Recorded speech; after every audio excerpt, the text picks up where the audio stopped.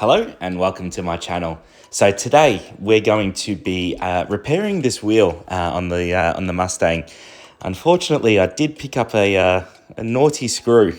So just trying to repair the tire and get this car back on the road. So first things first, we're going to take the tire off. You can do this with the tire on. I prefer the tire off. It gives you more leverage and it's just a little bit better. So there's the culprit there, the screw. So I must have run over it in my travels. It had a small leak of air. So it wasn't an instant pop, which was good. So this is absolutely repairable. And have a look at the culprit. Look how big it is. My God. So basically what we're going to do is obviously get rid of the screw. We're going to clean the hole as much as possible. This is all assuming that you've got a repair kit handy. Now basically what we're going to do is we're going to put the Twizzler, as I like to call it, in the screwdriver. And now basically what we're doing is we're putting a bit of lubricant on the Twizzler just to get it in the hole, because it is going to be a tight squeeze.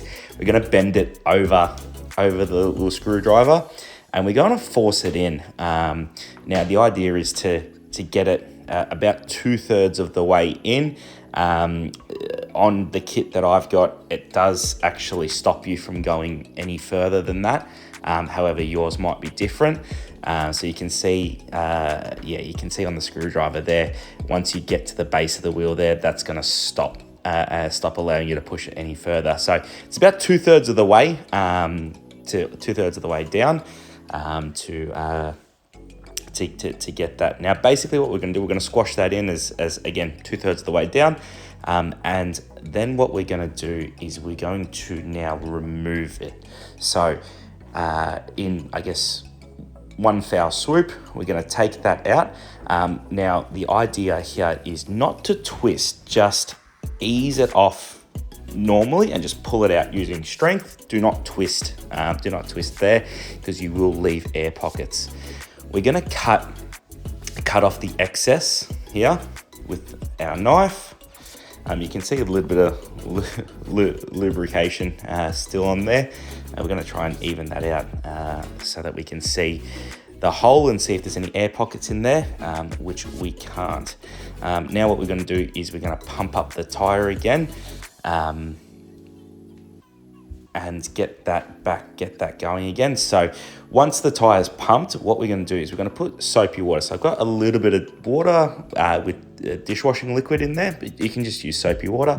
And we're going to check the water and just see if that bubbles. If it bubbles, it means you've got air pockets and you will need to do it again. So all you do is just re-puncture the hole, clean it out again, and do this again, and hopefully it works.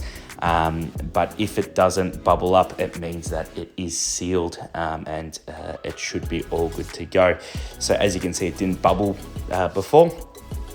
So we're going to put the cap back on.